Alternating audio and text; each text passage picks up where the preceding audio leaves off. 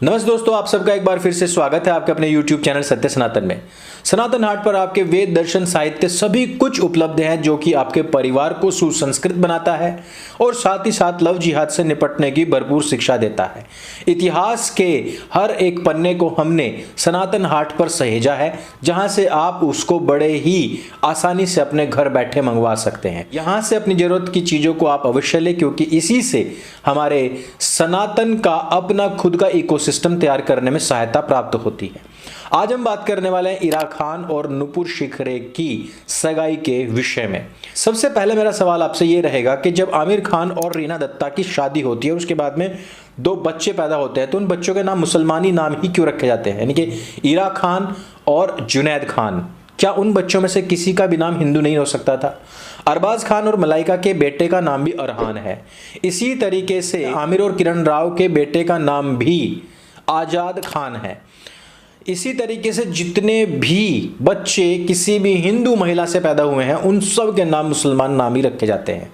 क्या यहां पर वो इक्वालिटी की बात करने वाले समाज सेवी या फिर अतिरिक्त ज्ञान परोसने वाले लोग इस पर चर्चा नहीं करना चाहेंगे? इस सगाई के बाद में आमिर खान को बहुत सारी गालियां पड़ रही हैं। यही नहीं, इरा खान को भी बहुत सारी लानतें और गालियां पड़ रही हैं।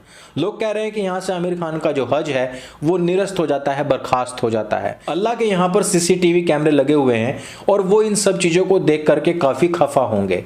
यानी कि कहने का अर्थ यही हुआ कि आमिर खान और उसके पूरे परिवार को जहन्नम मिलेगी। जहन्नम किस कारण से मिलेगी?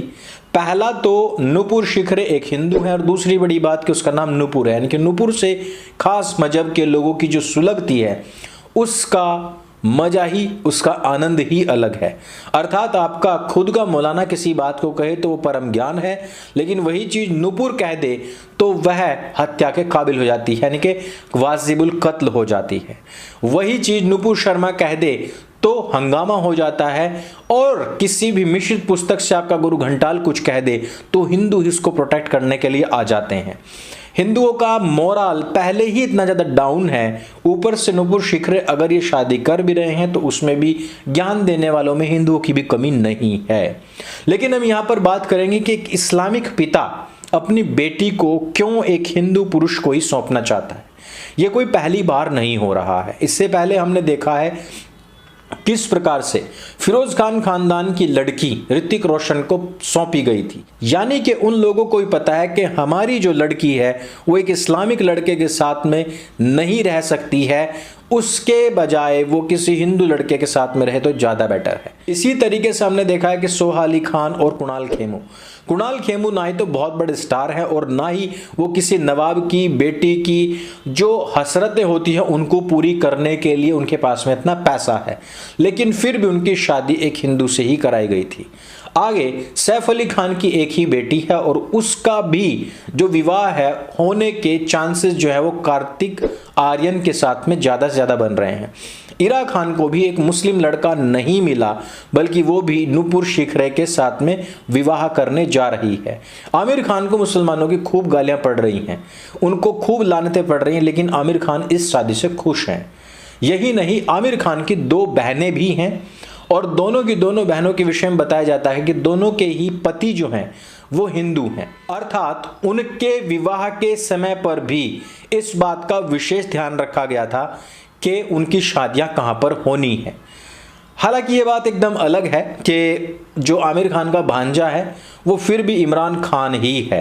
अर्थात इनकी लड़की जाए कहीं पर चाहे लड़का जाए, लेकिन इनका जो चलन है, प्रचलन है, वो ज्यों का त्यों रहेगा। इनकी कहीं लड़की जाएगी तो लड़के का या बच्चे का नाम इनकी लड़की के नाम पर आधारित होगा, और यदि ये खुद मुसलमान है और हिंदू लड़की के साथ में विवाह करके बच्चा पैदा करते हैं तो वो भी जुनैद खान ही होगा।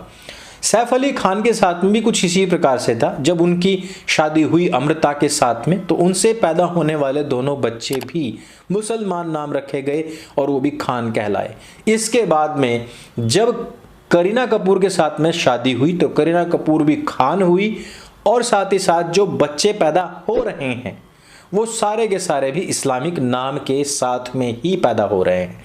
जबकि ऋतिक रोशन के साथ में जब सुजैन खान की शादी हुई थी तो वो सुजैन खान रोशन कभी नहीं बनी।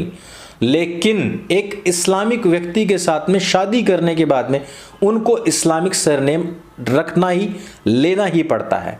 यहां से आपको स्पष्ट हो जाता है कि एक मुस्लिम लड़की जब हिंदू लड़के के घर में आती है तो उसके ऊपर कोई मतांतरण का दबाव नहीं होता है, यहां पर इस प्रकार का कोई रिचुअल नहीं है। लेकिन एक मुस्लिम लड़के के साथ में जब हिंदू लड़की का विवाह या निकाह होता है तो वहां पर उसका मतांतरण होना अत्यंत अनिवार्य हो जाता है, और यहां पर करीना हो चाहे अमृता हो, सबका ही मतांतरण हुआ है। इस्लामिक रीतियों के अनुसार, खास करके कुरान की आयत 2:221 के अनुसार, वो तब तक उनसे निकाह नहीं कर सकते, उनको साथ नहीं रख सकते जब तक कि वो मतांतरित ना हो जाए। ये मतांतरण इतना निर्मम और निर्दयी तरीका होता है कि आपने देखा भी होगा कि कल ही एक लड़की को ऊपर से उठा करके चौथी मंजिल से फेंक दिया गया सूफियान के द्वारा, और वो तो अच्छा है कि मामला उत्तर प्रदेश का था, उसके पैर में गोली मार दी गई और वो घायल हो चुका है। लेकिन क्या हमारा कानून व्यवस्था इसके लिए राजी है? मध्य प्रदेश में जब इस तरीके का कानून लाने का प्रयास किया गया कि एक लड़की जब किसी लड़के से शादी करेगी और वो एक इंटर फेथ मैरिज होगी तो वहां के डीएम को बताना जरूरी होगा। लेकिन हमारे कोर्ट ने वहां पर क्या कहा है? कोर्ट ने कहा है कि ये युवाओं की जो अपनी आंतरिक भावना है ये उसके विरुद्ध में है और इस प्रकार की कोई भी जानकारी किसी को भी देने की आवश्यकता नहीं है। जबकि कोर्ट्स को ये बात पता है कि इस्लामिक व्यक्ति जब भी किसी इंटरफेथ मैरिज को करता है तो वो उसको मतांतरित किए बिना रख ही नहीं सकता है, उसके ऊपर दबाव भी बनाएगा, प्रेशर भी बनाएगा और उसको हो सकता है कि सूफियान की तरफ उसकी हत्या भी कर दे।